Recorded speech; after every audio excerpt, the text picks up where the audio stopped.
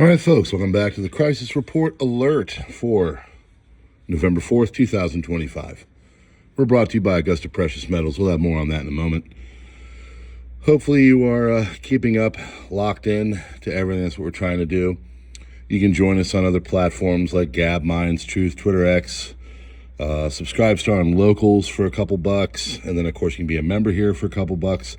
And, of course, you can get the Substack for free, or if you want to, tip me in a way and pay for that, you can.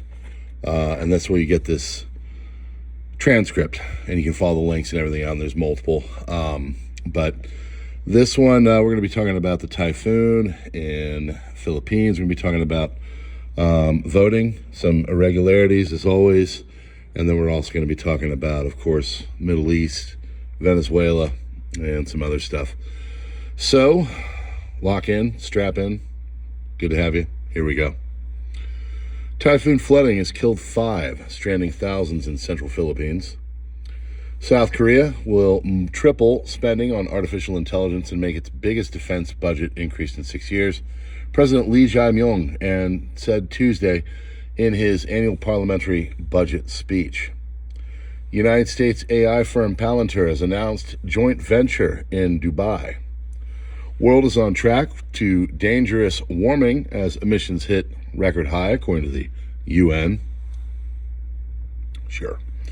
UN Chief Antonio Guterres says governments arriving at COP30 must have plans to slash emissions, deliver climate justice by mobilizing $1.3 trillion annually in climate finance for developing countries and double adaptation funding to at least $40 billion this year. Good luck. Dick Cheney, the 46th Vice President of the United States, has died at the age of 24. I think he was on his 3rd or 4th heart. We wish him and his family the best as he transfers up into that great political hall in the sky, and we're sure he's going up. Tommy Robinson found not guilty on terror offenses for failing to give police access to his phone. Friends, I'm very sarcastic. Starbucks agrees to sell control of its Chinese operations to Boyu Capital for $4 billion. German government has planned to increase financial aid to Ukraine by 3 billion euros in its 2026 budget, bringing the total aid to 8.5 billion euros, but will not send Taurus cruise missiles to Ukraine. Trump says that any person who is of the Jewish faith that votes for Mamdani is a stupid person. China has pressured Sheffield Hallam University in the UK to halt research on human rights abuses against the Uyghurs. It's the UYGHURS Muslims that are in China that are currently in a very big problem with that government. Bomb threats reported in 7 counties resulted in New Jersey polling sites being closed and moved. Election machines have reportedly gone down in other locations across Cumberland County, New Jersey, and it shows that Republicans are outperforming their 2024 turnout by a lot, some in some areas double digits. Civil police of the state of Rio de Janeiro released the list of 115 of the 117 civilian victims of Operation Containment. In total, 121 people were killed, including 4 police officers, making it the deadliest operation in Brazil's history. The report reveals that more than 95% of those killed were linked to the Comando Vermelho criminal organization. Operation also targeted criminals in other states. 62 of the deceased were from outside Rio, predominantly from Para and Bahia. Below is the breakdown. We won't go through that. Government highlighted that 97 of the victims had significant criminal histories, while 12 had publicly displayed their involvement in drug trafficking through social media posts. Additionally, 59 had outstanding arrest warrants. 17 had no prior criminal records. State's Secretary of Public Security, Felipe Cury, emphasized that the deaths occurred because the suspects resisted arrest. Had they not reacted, they would have been arrested in the act for the crimes they're committing, including possession of firearms, explosives, attempted murder against officers, and participation in criminal organization.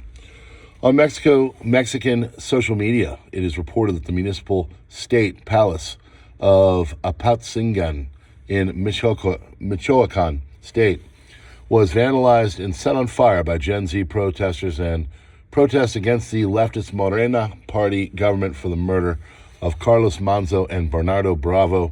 Videos shared on social media shows the moment when angry protesters stormed and burned the government buildings in the ground, and Mexican federal government preached peace with the cartels that oppress the Mexican population and take out anyone that dares to confront their grip over the North American nation. Some protesters are seen chanting, "If there is no justice for the people, there will be no peace for the government." Communist candidate Zoran Mamdani wins. If he wins the election for mayor in New York City, it is highly unlikely that I will be contributing federal funds other than very minimum as required to my beloved first home, because the fact that it is a communist, this once great city has zero chance of success or even survival. A vote for Curtis Lewa, which looks much better without the beret, is a vote for Mamdani. Whether you personally like Andrew Cuomo or not, you really have no choice. Kim Jong-nam, North Korea's former ceremonial president, has died 97 from multiple organ failure due to cancer. U.S. factory activity shrank in October for an eighth straight month, driven in a pullback in production and tepid demand. Manufacturers are still concerned about the general lack of clarity about trade policy from the Trump administration. In the Pokrovsk sector, 95% of the city is under Russian control.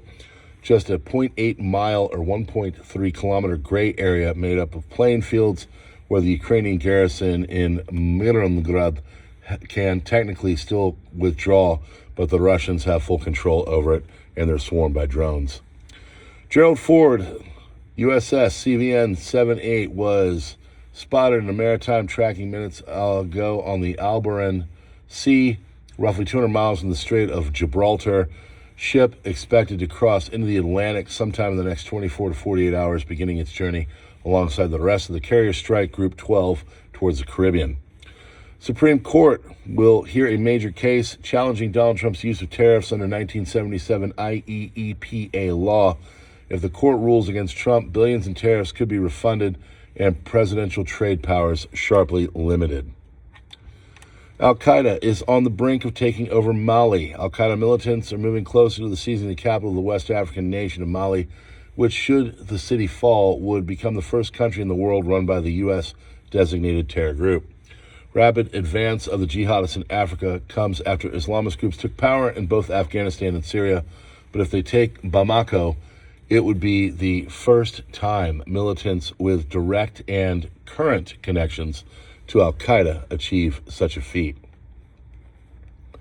Airbase ready. F-35s and transport assets continue to stage at Roosevelt Roads. Confirmed November 2nd, NES Roosevelt Roads remains the primary staging point for the high-value U.S. air assets in the Southern Caribbean. Imagery confirms high-tempo air presence. 8 F-35 Lightnings, logistics engine. Present are 2 C-17 Globemasters. And then, of course, there's one KC-130 Ghost Rider refueling asset, shows robust logistical muscle at work. With Carrier Strike Group 12, the Ford transiting STROG, Strait of Gibraltar, westbound this morning, the concentration of assets and logistical power of Sheba suggests that the region is preparing for a major surge in military activity. Will the Ford's arrival signal the beginning of a sustained high-end and air and sea command operation in the Southern Caribbean? That's a good question.